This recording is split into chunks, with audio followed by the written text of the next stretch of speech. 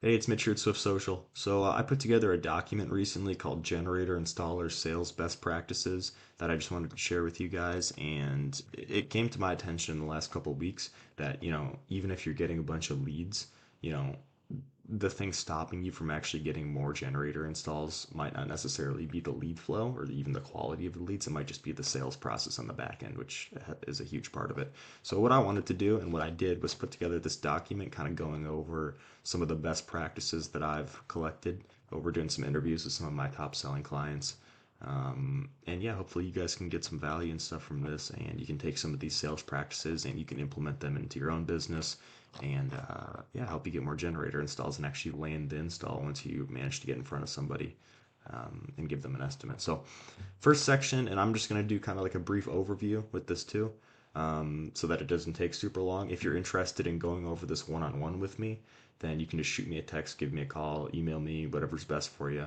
And we can actually book in a time for a 30-minute one on one kind of sales coaching call, text message, sales coaching call. And I'll just go over all this and answer any individual questions that you have and make sure you're on the right track and you're doing good with the sales process. So, number one is face to face meetings are crucial. So, when selling generators, trust is everything. And the best way to build trust is by meeting your customers in person. So, the more trust you have with somebody in the sales process, the easier it's going to be to sell them, especially with something like a generator that's high ticket.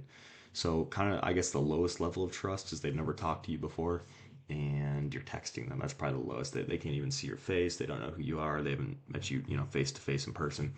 So, I always recommend that when you first get a lead come through, you text them right away. And that's the best way to get a hold of them initially because most people like text. You text and call them. But really, the only purpose of the texting and calling is, first of all, a little bit of pre qualification if you need to do that to make sure that it's actually worth your time to go out there and do the face to face meeting. And then, second of all, to actually set up the time for the face to face meeting and book it into your schedule. Um, so your first goal when talking to a lead should be to schedule an in-person meeting at their home. You want to avoid discussing prices over the phone because it can scare them off. If they push for a price, give them a really wide range, like a really wide range, like for example, 13,000 all the way up to $25,000, and then explain that an accurate quote or estimate. I like using the word estimate more. It seems less commitment. I recommend using the word estimate instead of quote. It's like a little tip, I guess, too. Um, and then explain that a more accurate number requires a visit to their home, right? So if you tell somebody over text or call, for instance, who you're trying to set up a face-to-face, estimate with, and they go, what's the price? Just give me, what's the price for getting this installed, like roughly. Just give them a really big range. Give them 13 to 25,000. You could change it a little bit depending on, your company, your location, that kind of thing. But really big ballpark range. And if they push harder and they say, no, give me something more specific than that, just be honest and say, hey, there's so many variables and so many factors that goes into a generator install, and I don't want to lie to you. I don't want to be dishonest or give you numbers that aren't right. So the only way that I can give you a more accurate number than that is by doing a face-to-face estimate. And most of the time, if they're actually, somebody who has a chance of buying one in the first place, they're going to be okay with that, and you're going to be able to go out there and sell them on it. So um, it's okay to ask some basic qualifying questions over the phone to ensure that they're serious, but I would keep it brief and always push for an in-person meeting. Right? So key takeaway, always push for face-to-face meeting. That's where you can build the most trust and really start the sales process, and that's where you're most likely to sell somebody to. You never want to get down into the weeds talking about price and stuff like that over the phone or over text. Like, try your best to save talking about numbers for when you're face-to-face in person. So that leads me into my next point. So give the estimate in person, not later, right? So unless they're super far away or something like that, or it's just not feasible for. Hey, real quick, if you're a home standby generator installer and you want 3 to 5 plus additional generator installs per month, which is about $30,000 all the way up to $100,000 plus in new revenue every single month, I'll build you an advertising system just like the ones I show you how to build in my YouTube videos here to do that for you, and I'll run it for you totally for free for 2 weeks. And if you don't love working with me, you never pay me a penny for it. So if that sounds interesting to you, go ahead and click the link below to book a quick phone call with me in the description. That's go.swiftsocial.org, go.swiftsocial.org. Let's get back to the video now. You to do it, in person, it's crucial to provide the estimate while you're still face to face with the customer. They have the highest chance of actually accepting it when you're still face to face with them. So, sending estimates via email or mail later on significantly reduces the chances of closing the deal. When you're in front of the customer, you can address any questions or concerns immediately. You can tailor your pitch based on their reactions, and you can secure commitment before you leave. This is your best opportunity to lock in the sale, so you want to make the most of it. So, key takeaway, always present the estimate in person. It's your best chance to handle objections and close the sale on the spot. And the thing is, too, because you know when you go do the estimate in person, but you don't give it to them yet, you leave the site and then you send them an email or you mail it to them afterwards or something. Um, you know, especially most people, they get a bunch of different estimates, especially something expensive like a generator. So when you leave their house, they kind of forget about you and what made you special and what makes you unique a little bit, right? When you leave it up to just emailing them the quote afterwards or mailing it or something like that, and they're just left with a bunch of different quotes from a bunch of different companies to compare, it's a lot harder to actually secure that job and to get that install, right? Because they forget what made you special. They forget who you were and why they liked you in the first place. And all you become is just a number compared to the other numbers, right? And then at that point, a lot of it is just more up to price and stuff like that, right? But really, it's not about price, but we'll get into that later. So, this is a big one. So get a commitment before you leave. So when you're at the customer's home, your goal is to get some form of commitment before you leave. Ideally, you want to aim for a 50% down payment, of course, to secure the job and actually start the install. But most of the time they're not going to be ready for that right away. So if you can't get the 50% down payment, you want to push really, really, really hard for a $500 non-refundable deposit to hold their spot on your calendar. And then you also want to require a follow-up meeting or a decision to be scheduled while you're there in person, ideally within the next 3 or 4 days, right? So if you can get somebody to save their spot on your calendar and commit to giving you a decision in the next 3 4 days, whatever you want to do, and you can actually get that $500 non-refundable deposit out of them. If you can get that deposit, there's like a 90+% chance that they're actually going to end up going with you and picking you, even compared to other estimates, because they already committed that money in it. It's a big deal. So even them committing $1 as opposed to nothing and just a totally free estimate is a very different type of person, and it becomes a very different type of sale at that point. So, yeah, definitely try to push for that $500 non-refundable deposit to hold their spot. Make them make a decision in the next 3 or 4 days after that. If you can get that deposit, you'll probably get the sale too. Offering this is a huge one too. Offering a $500, anywhere between $500 to $1,500 discount if they schedule the installation within 14 days of the in-person estimate can create urgency and help close the deal faster. So this one's huge. I've already got feedback from some clients about this, that this has been super helpful in helping them to close installs. So um, when I was doing the interviews with some of my clients to get some of these guidelines, I'm not totally sure if they meant um, you know, offer the $500 to $1,500 discount, whatever you guys want to do. I'm not totally sure if they meant that as far as scheduling the install, like actually starting the install, going out there, placing the generator, like, actually starting the job within 14 days of that in person estimate, or if they meant having the person sign the contract, right? Within 14 days, and then the start date for the actual job itself could be past 14 days. But basically, the whole idea is you want to offer people a discount if they actually, schedule and sign that contract fast within 14 days. And then this creates a lot of urgency, and it's great. So don't leave without a commitment. And the quicker you move the deal forward, the better your chances are of closing it. And I would recommend offering some sort of discount if they commit to the job and sign the contract and stuff like that, and get on your calendar within 14 days or even 7 days. You could do a bigger discount for 7 days and maybe a smaller discount for within 14 days. Number four, professionalism matters. So first impressions count. Your sales rep should arrive, or whoever's doing the selling, should arrive in a clean, branded company vehicle if possible, and then wear a neat professional uniform. So if you can, have a dedicated salesperson who's trained in focusing on closing deals. But I know for a lot of people, you're going to be the one selling, or even if you just prefer selling and stuff at your company, that's great. Um, but if you can't do that, then having someone who's actually dedicated to just selling, who knows how to do that well, that's probably ideal.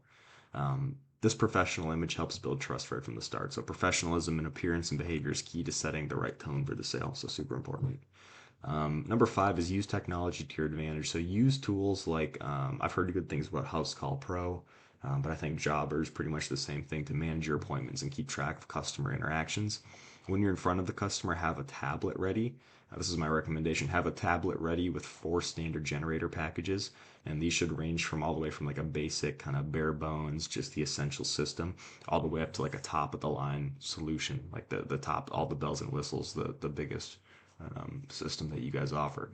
And so this gives the customer options that fits their needs and budget. And then obviously, each package is kind of customizable too. You can add a little bit, take a little bit away, and customize it. But just having that information like readily available for the person to look at, like pulled up, where's my hand? Like pulled up on that tablet, they got these 4 options, and they just like, okay, like which one makes the most sense for us? Do we want just the essentials? Do we want all the bells and whistles? Do we want something in between? And they can just kind of see everything right there. It's great. Um, so the next thing is handling objections like a pro. So price objections are super common, but they're not deal breakers. Probably the biggest objection that you're going to get selling generators is on the price. And that's not necessarily because it's too expensive for most of the people. It's like most of the time, if you can get out to somebody's house face to face and actually give them an estimate, most of the time they can actually afford it. But it's just an easy out for them if they don't trust you enough, right? If they don't trust you enough and they're not confident enough in you, it's an easy it's an easy type of sale for them to just say, hey, it's too expensive because I mean that is true. To an extent, it is an expensive item. Generator's more of a luxury thing. It's high ticket, so it's an easy out for them, right? But it's not a deal breaker. So if a customer mentions lower quotes from competitors, offer to break down your estimate line by line compared to theirs. Show them that even if your quote is higher, they're still getting more value for their money. Emphasize that the most important thing a generator needs to do is to be reliable when it's needed most. And if they're already spending a lot of money on a generator, it's smart to choose the company that guarantees reliability and top-notch service, which is you. So this is especially true if the generator is for reasons related to them or their family's health and safety. So you could ask them, what price would you put on ensuring your loved one's safety and well-being? You want to paint your company as the surefire option that will make sure that they achieve their goals compared to maybe a slightly cheaper competitor who might not deliver the same value or reliability. All right, so position your estimate, even if you're a little bit more expensive than some competitors, or especially if you're a little bit more expensive than some of the other estimates that they got. Position your estimate as the surefire option where they have 100% chance of getting what they want, even though they're paying a little bit more for it.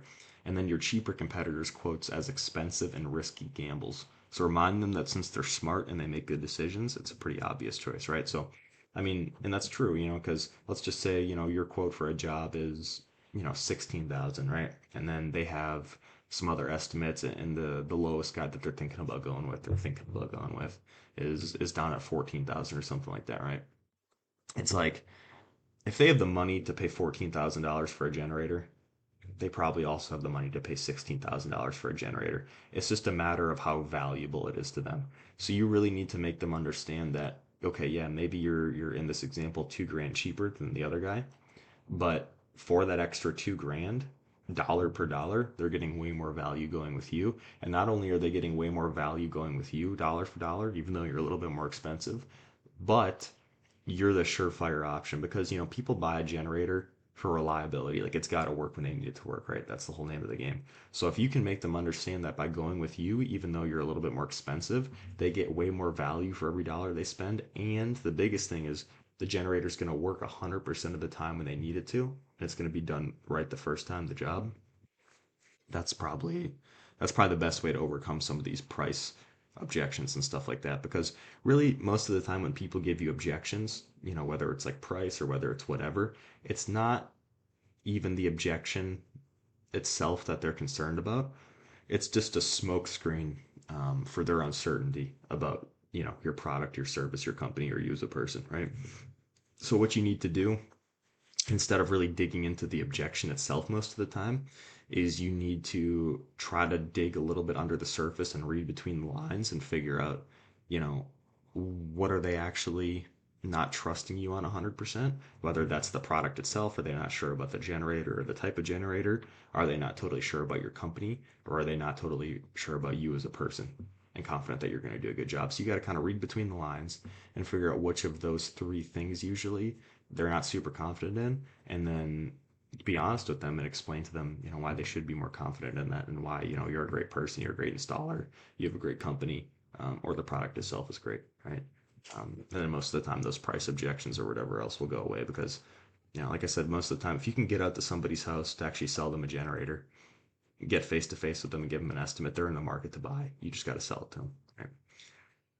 Let's see. So, key takeaway: use objections as an opportunity to show why your service is worth every penny, especially when it comes to safety and reliability. And I should probably add to that: position yourself as the surefire option with, cheaper competitors being a risky yet expensive gamble.